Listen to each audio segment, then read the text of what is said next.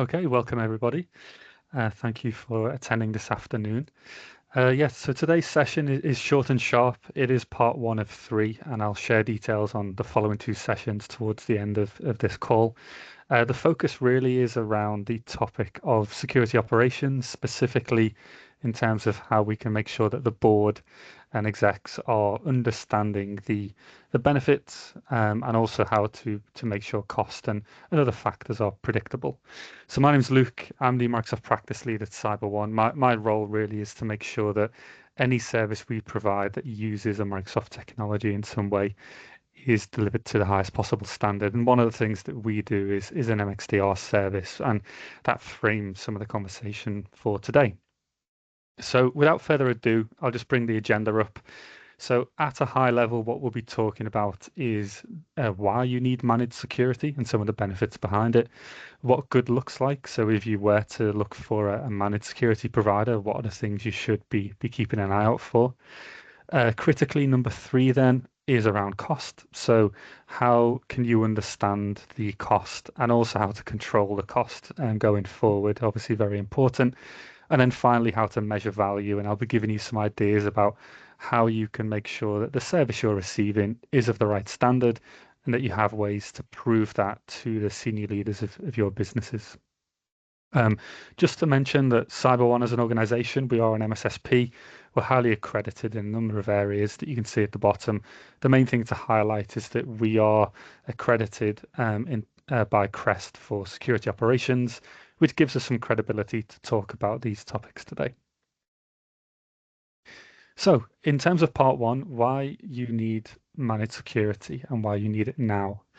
The main reason to understand, and I'm going to bring up a handful of statistics in a moment, but the threat landscape is ever evolving. And the unfortunate reality is cybersecurity is a cat and mouse game where the bad guys are always a step ahead. Yes, there is ways of being proactive in terms of your cybersecurity, but more often than not, it can be quite reactive, which means the first mover, aka the bad guy, gets the initial advantage. And that's part of the danger of the industry that we operate in. Now, you can't be talking in IT generally without mentioning something to do with AI. So unfortunately, I have put in a statistic here. It's probably the only time I mention it today. In terms of AI, so what there is some really great reports out that come out every year. You can see some of the sources in the bottom. But in terms of AI, a recent stat that we've picked up on is that 74% of security leaders say that AI-driven attacks are a significant challenge for their organization. Um, in terms of what that actually translates to, well, attackers can use AI to perform reconnaissance. A very simplistic example would be asking your favorite GPT agent to tell me all the information about CyberOne, because there's a lot of public information out there. You can summarize that very rapidly, much more quickly than manually investigating or manual reconnaissance. Now, we can take that logic of automating and speeding up tasks to things like phishing emails. We can have AI generate and send those. We can even have AI tools that have a kind of polymorphism, which means that they change and grow as they spread within an environment in terms of lateral movement, and also the payloads themselves can have an AI component. So this is not a deep session on AI cyber attacks, but it is a serious thing and obviously is a growing concern, unfortunately. Now, a second very important piece of information, and one of the main drivers as to why a lot of organizations now are looking for managed security services, is there is a global skill shortage. So around 62% of security leaders cited one of the challenges to secure their business was purely finding the right personnel. Now, this is systemic, right? It's global, it's across all industries. Some industries are struggling more than others, healthcare being one of them that is typically in a worse position because of the type of data they have.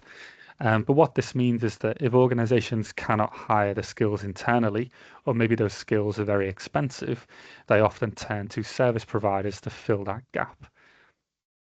Now, the final stat that I'll mention today is that in terms of the global cybercrime, there is around 2,200 cyber attacks every single day.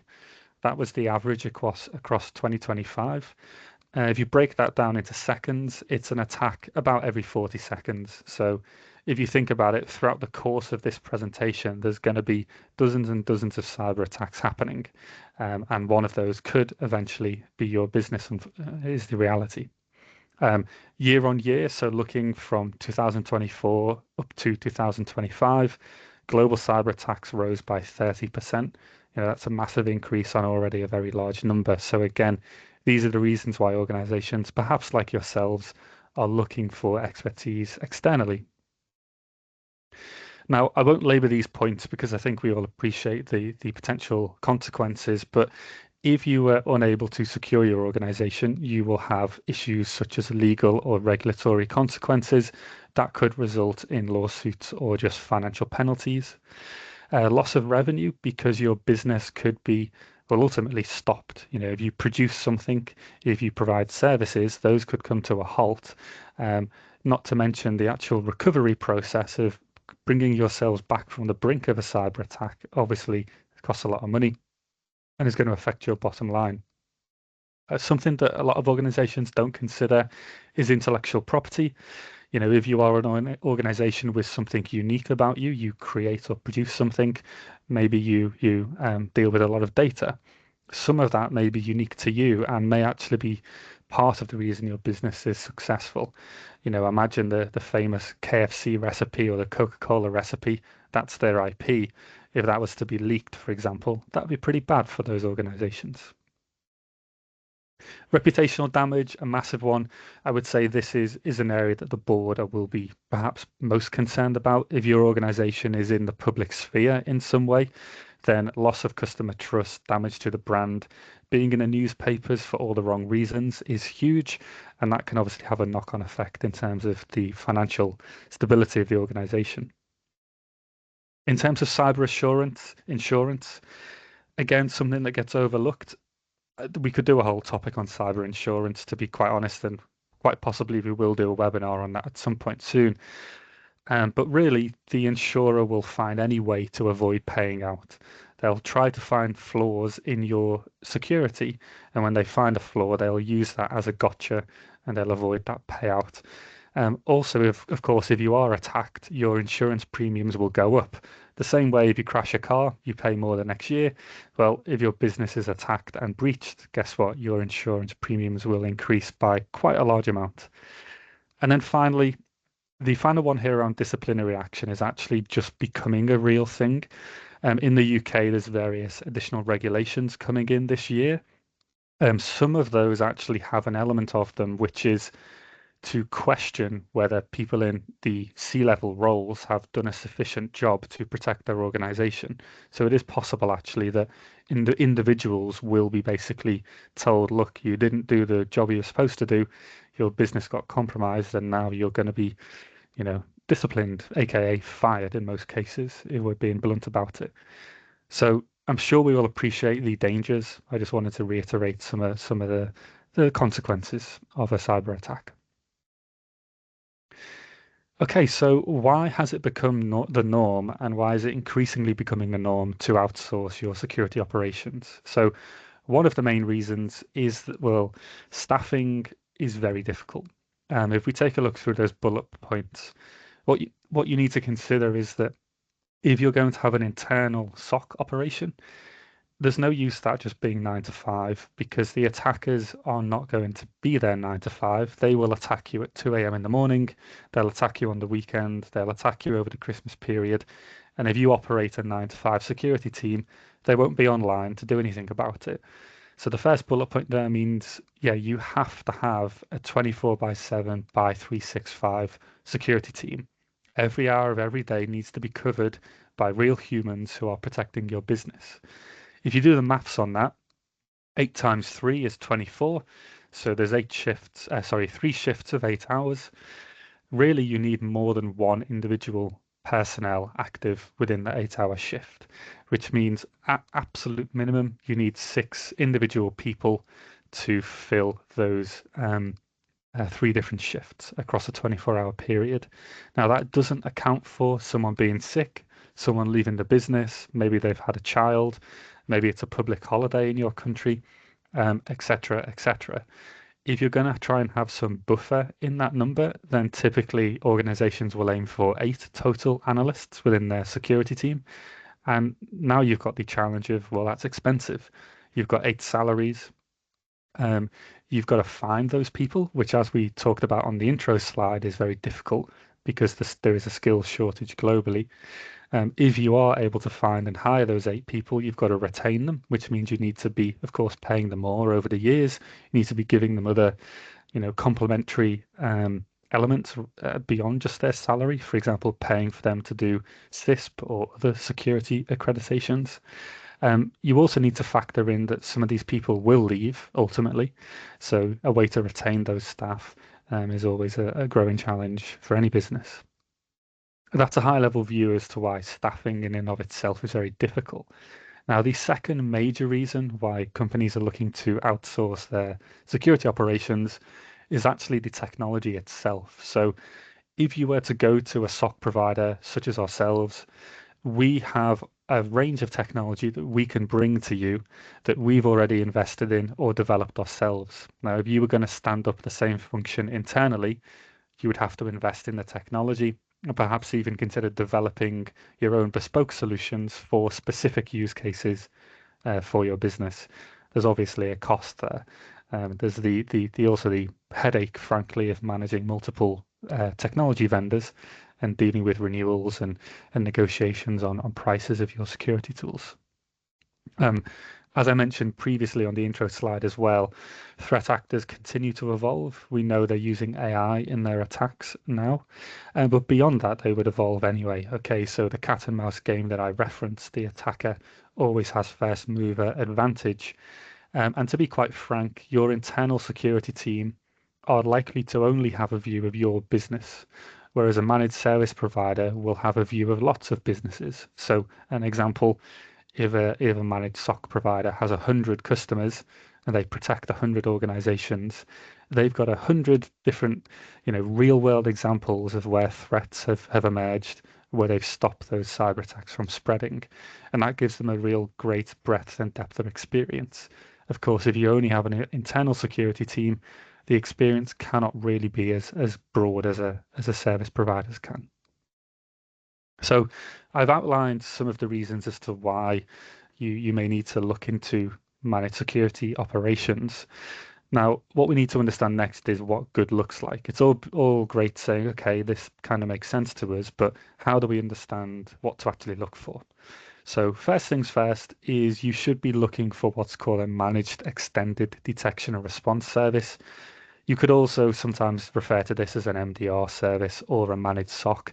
They're all relatively interchangeable terms. I won't get into the weeds between them, but ultimately this is the kind of thing you need to be looking for. Now, within that type of service, what are the actual must-haves that you need to ensure the provider can bring to you? One of them we've mentioned, which is that always on service. So every hour of every day, that organization needs to be protecting you. Ultimately, that's what you're paying for.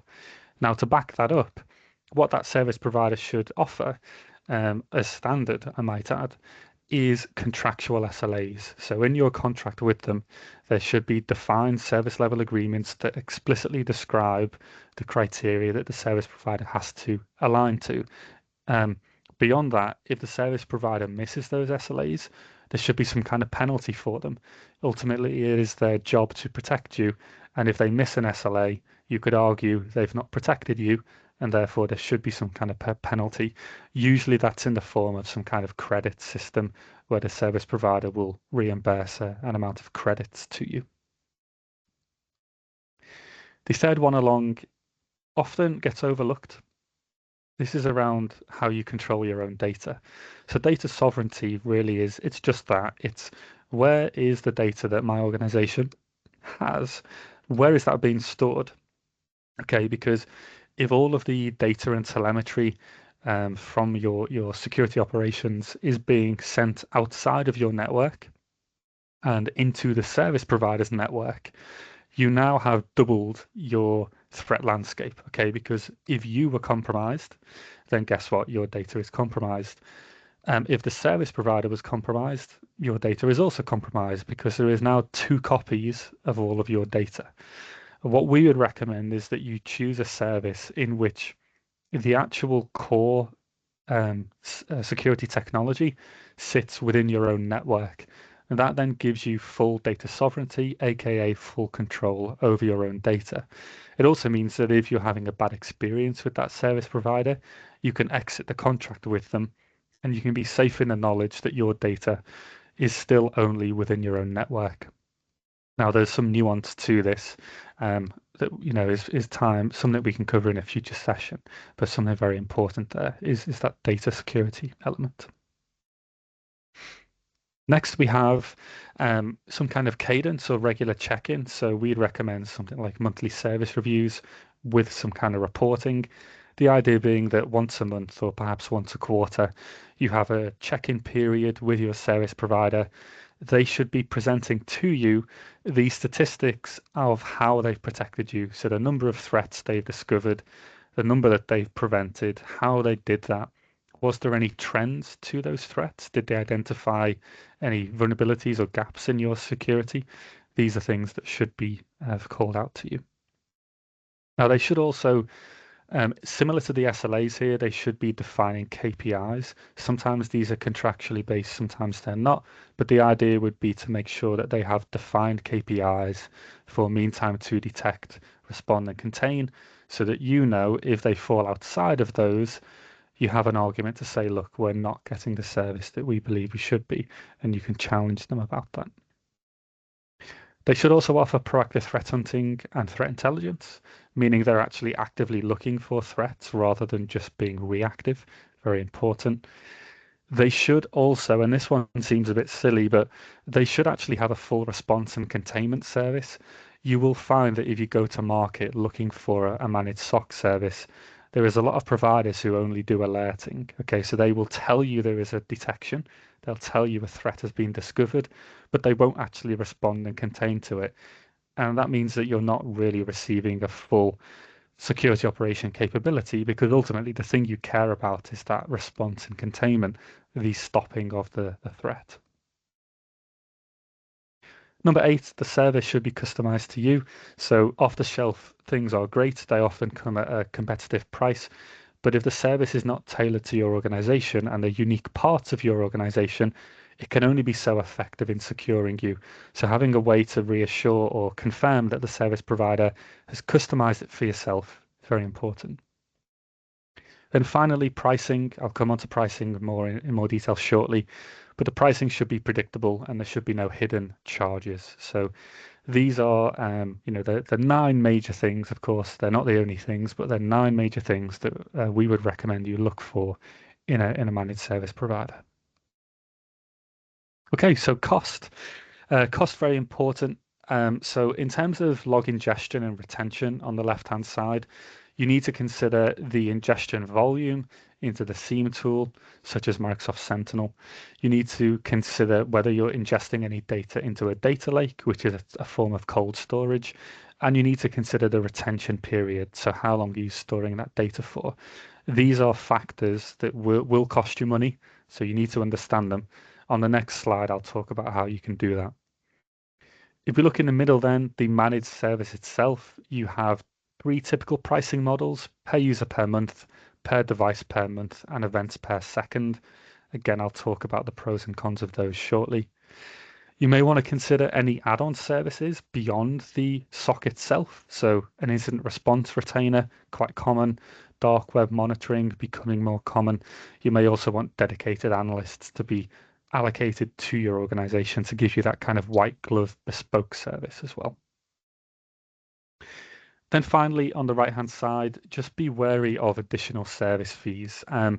Lots of providers will offer you a very competitive price up front, but what they won't tell you is that there's lots of caveats and things will be excluded from that service. The bullet pointed list on the right gives you an idea of some of the things you should look for. So things like, will it cost us additional money if we connect a new data source? Will it cost us money for the provider to develop custom rules? What about if we want some kind of bespoke SLAs or some customization? Will they charge us additional money for that? The answer is often yes, unfortunately. And organizations get caught out by this because they think they have a great deal up front, But then when it comes down to it, anything beyond that kind of stock standard out of the box service comes with an extra charge. So on this screen, you've got a very high level overview of the potential costs you will incur when you look for a managed service. This page now is going to give some recommendations. So in terms of that log ingestion and retention piece, you need to be prioritizing the high value logs, those that bring you some kind of security information rather than just noise. So we shouldn't just be ingesting everything. We should also filter noise as well. So filtering of logs, meaning we remove the redundant information so we focus on the things that matter. Now, there's lots of quite technical detail that we could go into. I'm going to keep it slightly higher level than that. But really, we should be making sure that we're benefiting from a combination of hot storage and cold storage. Cold storage, of course, retaining data for long periods of time, but in a cheap and affordable manner. Hot storage then retaining data in a kind of live state where it can be queried and used to actually detect and respond to threats. Moving on from there, the managed service itself, if you were to look at a per user per month model, this is the pricing model that is most applicable in most cases. The reason is that if your organization is a fairly typical blend of users, devices, you have some servers, maybe you're cloud only, maybe you're hybrid, you're fairly standard in your technology and your user base. It's a good one to go for because you know how many employees you have. If the cost is per user, it's very easy to calculate what the cost will be year on year. As your business grows and you employ more people, the cost may increment slightly, but aside from that, it's very predictable. Now, per device per month is good for organizations that are very heavy in their infrastructure. So they have large numbers of devices or servers, or maybe large numbers of OT technology. So there's actually fewer users in the business and more actual devices because this will give you a more accurate pricing. The reason is that you want to protect every asset your business owns. And therefore, if you're one of these businesses, your primary assets are your technology base, right? Your infrastructure, your devices. Those are the things that need to be protected. So this would be the most appropriate pricing model. Now, there is an older school method of pricing, events per second. You don't see this too commonly anymore, and I would really recommend not to do this. The main downside is that every day of every month, the data being ingested into the SOC will be different. Okay, the volume will change.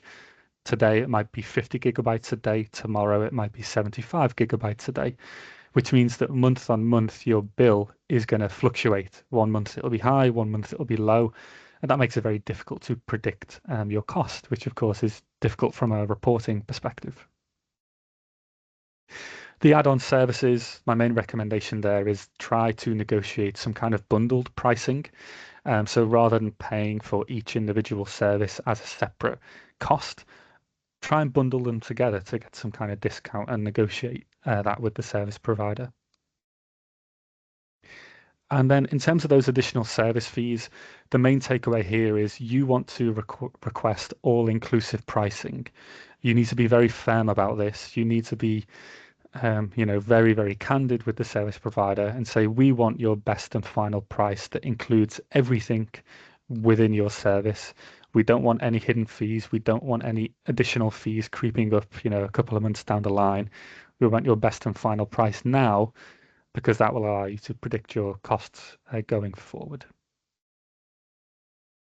Okay, so moving on, that should say part 4, so apologies. This is where we then talk about how we measure value in our service. So in terms of those board-ready conversational topics, these are some of the items that you need to be considering. So you've signed the contract, you've paid the money.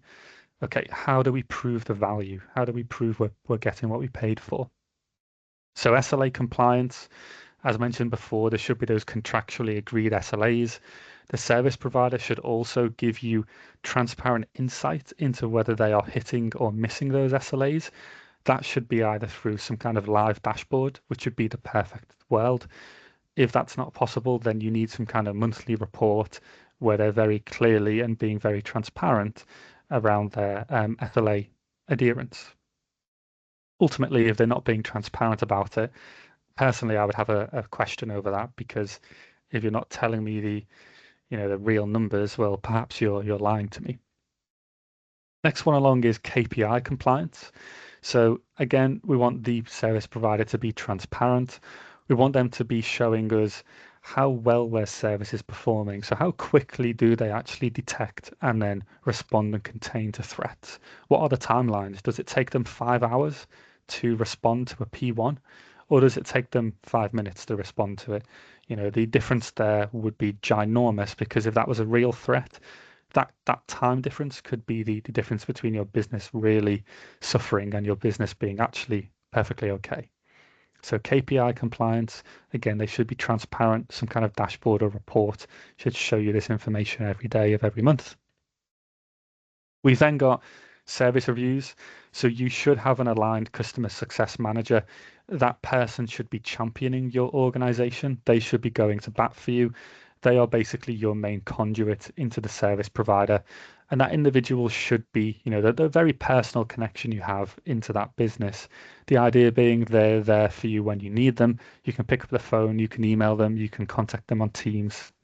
And that should also be the individual who is every month meeting with you to present back how great their service is and all the great stuff it's doing to protect your organization. You should have visibility of that through a named individual.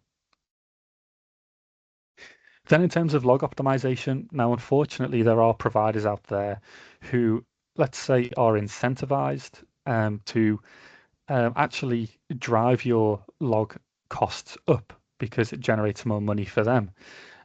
What you actually want to see is an organization, an MSSP, who will do quite the opposite of that and will optimize your ingestion and retention costs to bring your costs down rather than benefit themselves directly. Um, they should be able to provide evidence of this. So in our case, once a quarter, we do what we call a log optimization exercise where our team will reduce or aim to reduce the noise and the cost of any logs and any data being retained within the service, ultimately to make it more affordable to our customer. And we do that without sacrificing security value. So you should expect that from a service provider. Next, we have detection engineering. So again, there should be some kind of routine, reoccurring task in which the service provider is creating customization specifically for you. So that could be custom rules, custom playbooks, whatever it may be. They should be able to evidence that. So let's say every quarter they produce a report that says in the last quarter, we've created 20 custom rules just for your organization, and we've tuned those and specialized them just to protect you. Again, we want to see evidence of these things.